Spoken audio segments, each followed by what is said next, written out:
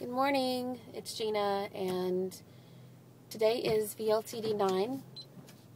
I am down 0.2, so still small increments, but that's okay. I'm at 150.6 and started this round at 159. Really take two at 158.8, but still. So, not horrible numbers, just not where I would like to be, but, you know, considering everything that happened yesterday in Oklahoma, and I don't know, it puts things in perspective sometimes where normally I would have probably been thinking about that and thought, you know, I was POP all day yesterday, and I'm used to bigger releases, and all these thoughts that have been going through my head about how it sucks and blah, blah, blah, but, you know, instead I'm watching CNN and seeing parents reunited with their kids and knowing that, you know, this is just north of me. This isn't that far, and we're under severe thunderstorm watches today with the potential for tornadoes, and the skies are cloudy. The feeling is, you can just tell when you've lived in Texas all your life that you can tell when it's tornado weather. There's something you feel. I think they had interviewed somebody on the news that he said everything just got still and he knew. And even though he was out in the middle of kind of nowhere, he just knew and ran to a horse stall or something. And that's true. You just know something changes in the weather, and you know. And I grew up in DeSoto, Texas, and we're known for in the Metroplex having a ton of tornadoes. It seems like every time one came through, it hit DeSoto. And so I remember tornado drills and actual tornadoes as young as kindergarten. I remember my mom picking me up from kindergarten right before a really bad tornado, and I remember seeing the wall cloud driving home. And I'll never forget that. It was really frightening to see that wall cloud. And my mom remembers when she was a kid seeing the tornado from the 1950s, and she said it made her throw up. That she was standing out on the porch and actually saw the funnel. It was one of the few that hit downtown Dallas, and that it actually made her physically ill. And I can understand that, because it's that scary when it's right on top of you. You know, we get desensitized. I'm desensitized. I don't go into a panic or anything like that when we're under a tornado watch or when the sirens go off. But when you see something like that close, you know, it kind of takes away the desensitization for a while, and so for a while you're more scared, and then you get desensitized again. And there was a really bad tornado in '94 that was an F5, and it mainly hit the town right next to my town, Lancaster, Texas. You could look it up. 1994 F5 tornado. Back then it was just an F5, now it's an EF5, but tornado, Lancaster, Texas, and pretty much leveled the town. I mean, I remember driving down the streets and seeing slabs, just slab after slab after slab. Nothing was there, and house numbers. Eventually, they put house numbers on boards, spray painted, and tacked them up on trees, so that you knew what house had stood there. But there were blocks that were just gone, and you would occasionally see a pipe sticking up from the foundation, and that's all that was there. It was horrible, and that was much later. That's when the streets were drivable. So, and, you know, some of those homes were older homes, so they weren't maybe as sturdy, but, you know, when you get an F5, it doesn't matter. It's going to take out a brick house. It's going to level it. And they're telling you get underground. We don't have anywhere underground.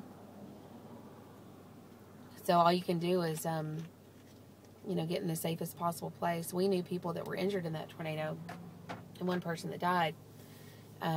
It's not somebody I personally knew, but my mom's friend, actually a relative, his wife was killed, and they were both in the bathtub. And he remembered it sucking them out, and he was in the hospital, and his leg was injured, and they were under a mattress in the bathtub. That's what you do. So anyway, it's a scary thing, and it happens every year, and so several times a year you get used to it. I'm used to sitting in the closet and hearing the sirens go off, and it's normally not that big of a deal. Honestly, when the sirens go off, I'm guilty of it. A lot of us run outside and we look because we're just so accustomed to it. But after something like this, I don't know that I'll be looking.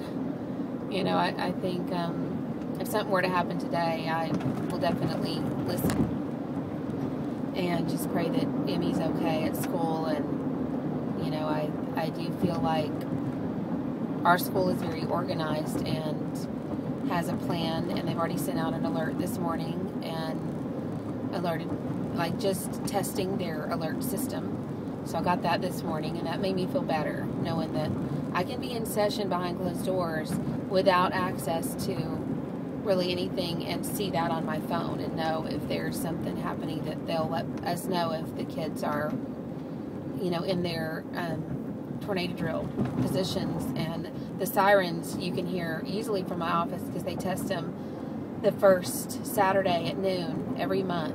You hear the sirens go off. And so I know they work, and they're right there by my office where I can hear it easily. And in my office, it's I don't have any windows in my office. I wanted to be able to control the lighting. So when I designed the layout of my office space, I made mine without windows. So and also within mine, tornadoes. I wanted a safe room, and it's a big room, but it's a room where everybody in the building can fit into if they needed to. And there's another smaller office in my office that doesn't have any windows either. So there's some safe places to go. But I think I might be showing up at the school a little early today. She has tryouts for her talent show. And so they said that parents could be up there as early as 2:15 to help them change or whatever. She didn't have to change or do anything like that. But I'll probably just go up there and sit in the cafeteria with her and wait until she's done trying out. She's going to sing the alphabet backwards. So that's her talent in kindergarten. So I hope she makes it. So anyway, I'm on my way to work, and I don't have a very long day. I think I work from 9:30 to 1:30, and then I'll wrap up and head up to the school and just be my neurotic self sitting up there. So if the storms come, they're supposed to come in the afternoon, which is the worst time of day for them to come.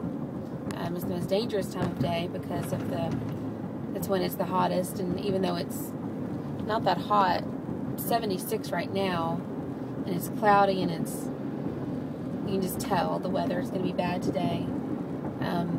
The warmer it gets, the more dangerous it gets, because that's when the hot air rises and starts spinning. So it starts to turn green, I'll know. But we'll be okay, the odds of something like that happening again right here are low, and I know that. But I also know when it does happen, it's a huge, vast area that it happens to. It's not like that 1 in a million. It's been too much drama this year. My daughter's in kindergarten, and it's a very uneasy feeling, this school year. And I'm like posting on Facebook, is it just me? But it's been a tough year, and I think I've seen the flag at half-mast more than fully raised this year. It was already at half-mast yesterday because a firefighter was killed at a fire in Dallas, so it was at half-mast at the firehouse, and then this happens, and so again the school at half-mast, and before that it was the bombing, and before that it was the shooting, and each incident it's been at half-mast about 6 weeks or more. So seriously, it's been lower more than higher, and that's sad. So anyway, but one good thing is that a Canadian friend of mine, when she came and visited, said, everywhere I drive there's American flags. We don't have that. And so I don't know if they don't have that as much as we do or not, but that was her experience. So it's kind of a pride thing to know that we do have flags around every corner. I think I've seen 5 or 6 just on the way to work this morning, and it's about a 5-mile drive. So all right, well, I'm about here. Y'all have a great day. Keep us in your prayers. Keep Oklahoma in your prayers. Bye.